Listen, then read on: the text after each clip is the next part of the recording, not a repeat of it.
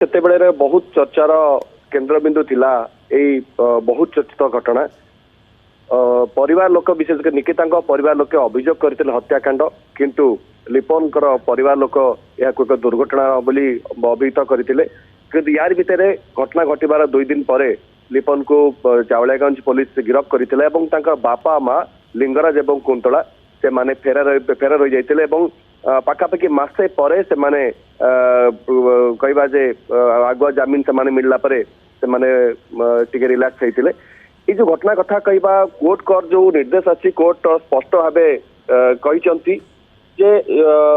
जो घटना घटला से दिन राति सेठी केवल घटनास्थल छात उपरे लिपन एवं निकिता थिले तेणु नियम अनुजाई बर्डन ऑफ प्रूफ केवल लिपन को ऊपर रही से प्रमाणित करेंगे निजक निर्दोष बोली प्रमाणित करेंगे किंतु लिपन सेमिति कौन से तथ्य प्रमाण प्रदान कर पारे ना जहाँफल कि निर्दोष बोली कोर्ट भावी पारे